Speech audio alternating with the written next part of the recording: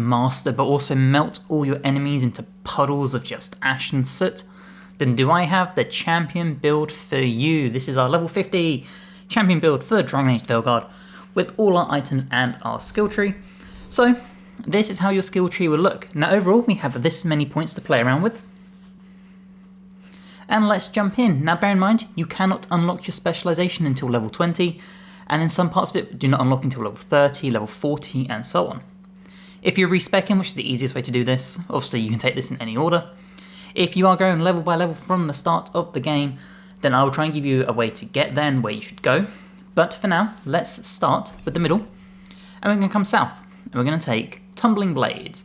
Essentially you can just roll and then smack your enemy. It's pretty good. To the right of that we have Rancor, so Rage takes 50% longer to begin to decay. To the bottom right of that, Spectral Bulwark, a really nice defensive spell, and its necrotic damage, perfect. Now I should note for this, Rage Decay means the more your rage builds up, the more abilities you can do. So having that reducing slower means your abilities will be more triggerable for long term, if that makes sense.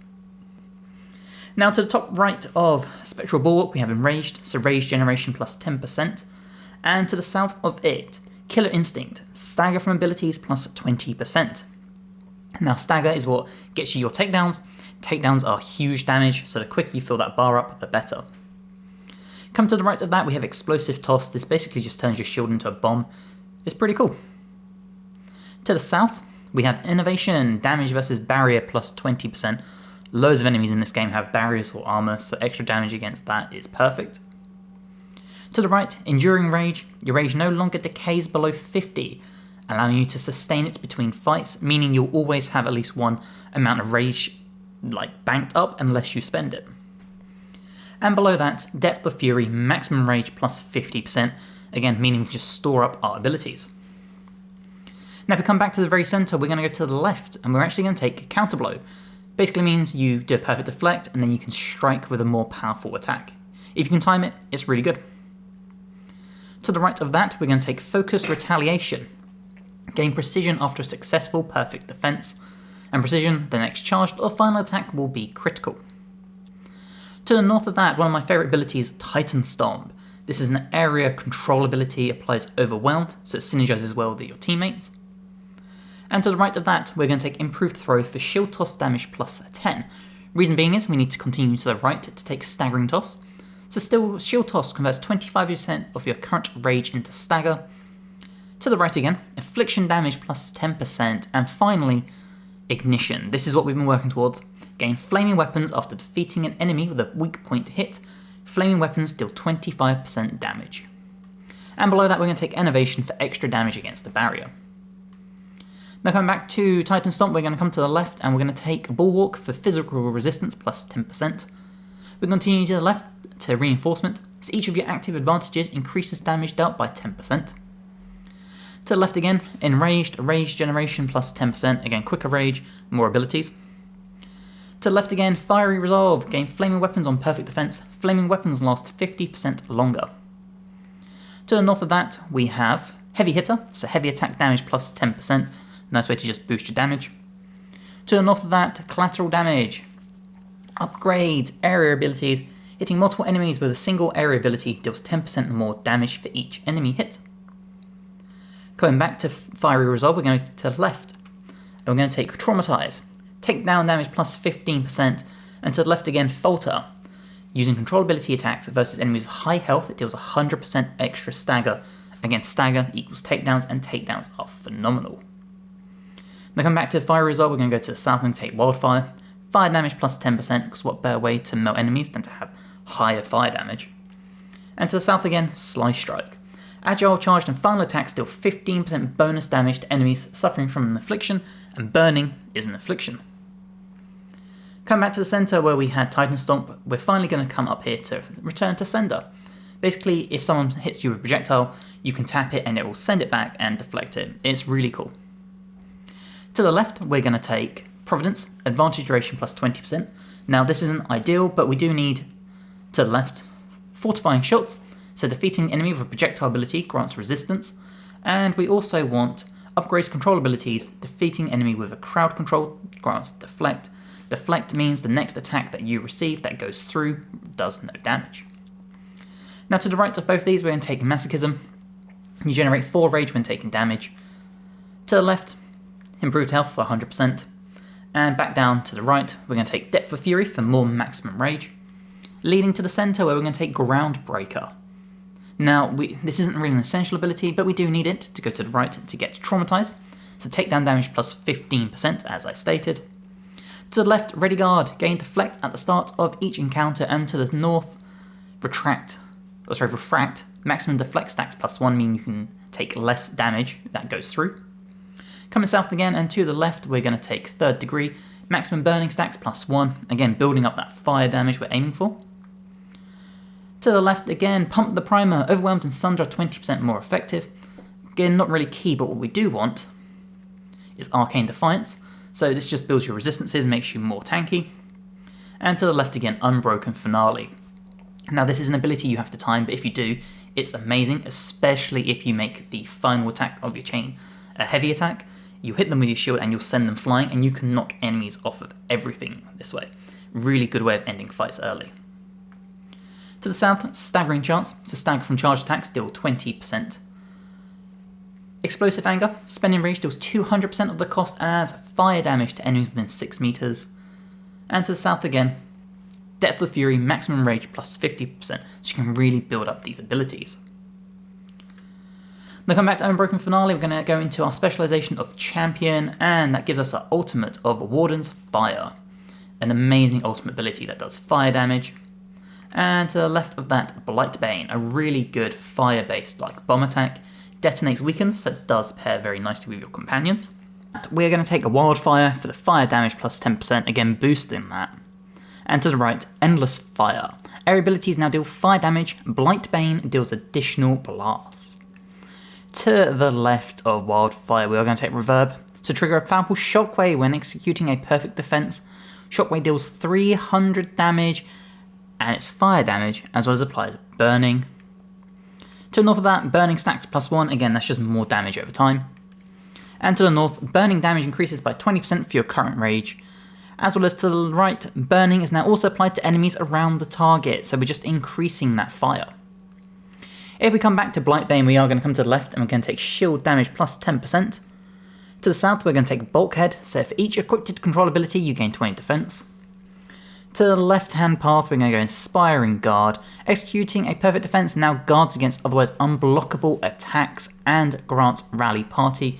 This means not only can we now block unblockable attacks, tanking us up incredibly, we also, if we do it, we grant our allies extra damage and do fire damage thanks to the other end of the skill tree. To the left of that, Battlecry for 10% health and 10% defense to really bulk ourselves up.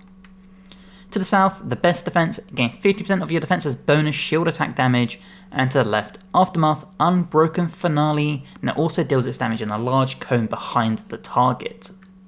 Now if we look at the items, obviously you might not have all of these, you might have them more upgraded than I do, but these are the ones I would take. So for a weapon, we're going to take the Spellbound Longsword, really good physical damage and stagger, deals 40 added fire damage. Gain flaming weapons on a kill with this weapon, so this alongside our skill tree means we have more chance of getting flaming weapons. Half of your fire resistance is added as damage to your flaming weapons, and eventually apply burning on charged attacks while flaming weapons is active. For a shield, I really like the Captain's Heater to really bulk ourselves up because we are a defensive tank build. So 30 defense, 100 health, plus 10 resistances, which combines very nicely with our other items here. Especially when you look at the half your fire resistance is added to your damage, this now boosts that. And weapon damage increased by 15% of the sum of all your resistances. For a two-handed weapon, we're going to take the Emberborn Shard, so really good physical damage and stagger. 25% affliction damage, which is burning. Apply burning with your next attack after defeating an enemy with this weapon. Plus 20% weapon damage per burning stack, and gain 10% burning damage per stack. You're probably going to mainly stick with the sword and shield, but if you do want to switch up and go two-handed, this would be the one for you. For a helmet, we're going to take the Golden Cascade. 20% stagger, getting those takedowns quicker. 25% takedown damage. So again, we get the takedowns quicker and then we deal even more damage than usual. 15% stagger relative to Lords of Fortune ally strength. This is only really good if you have that background. If you don't, this is kind of redundant. But finally, gain health, ultimate and rage on a takedown. The amount is doubled if lethal. So again, we've got this never-ending loop of just getting a takedown, killing, getting more ultimate to get the takedowns and rage and all sorts. For armor, the champion's Brilliant Regala, really good heavy armor for defense and ability damage, 25% fire resistance, 5 max fire resistance, immune to burning, and we deal 150 fire damage and apply burning to nearby enemies when you reach low health. For items, the tincture kit for the healing received and a revival charge, because what better way to tank yourself up than being able to revive yourself.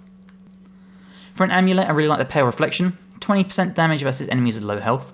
Standard enemies are always considered to have low health that doesn't affect boss enemies, and defeating an enemy grants 5% ultimate. For a ring, the Call of the Hall, 50% takedown damage, 50% stagger, gain a random advantage on a takedown, again boosting our takedown chance as well as the damage. And the Unburnable Band, 20% burning damage, 20% damage versus burning enemies, 25% burning duration, and a maximum burning stack.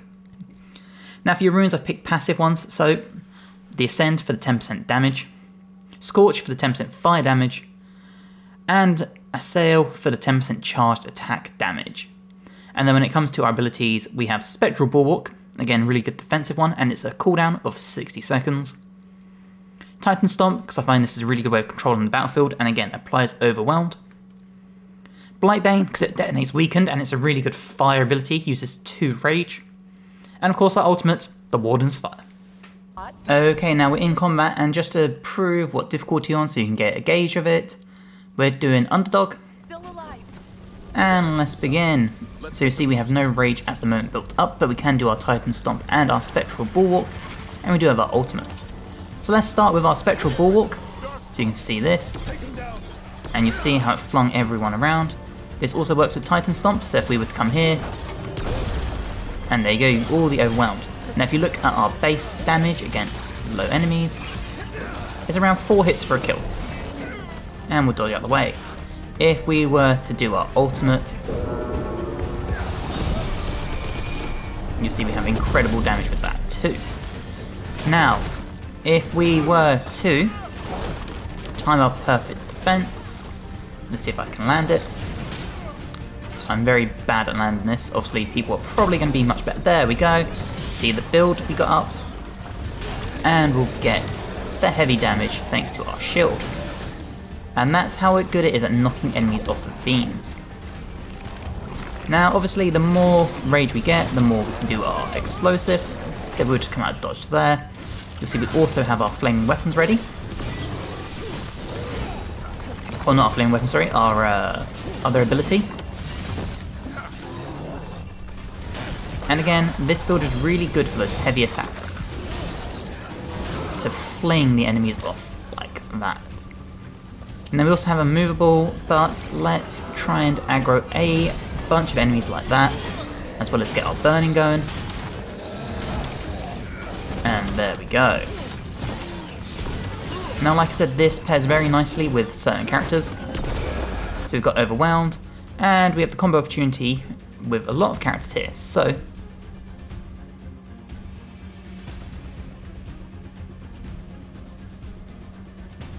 for example, we can do Enfeebling Shot and our Blightbane. So there is our Blightbane, got all the burning, and then Balara can come in and do that. And you'll see, even though we spent 2 rage to do Blightbane, we still have the ability to do more. So we will throw it on these, you can see the burning stacking up. And then we can continue with that, and you'll see 5 stacks of burning. Get the big, heavy charge attacks going. Keep getting that damage over time.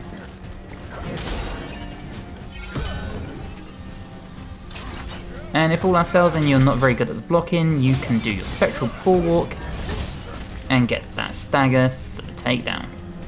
So I really hope you have enjoyed this build. If you have, please drop a like on the episode and let me know what items and abilities you would use for this build. If you aren't already, please subscribe to the channel, it helps me tremendously. I have many more builds for you to do, as well as Let's Plays and all sorts. And hopefully, I will see you in the next one. Bye guys.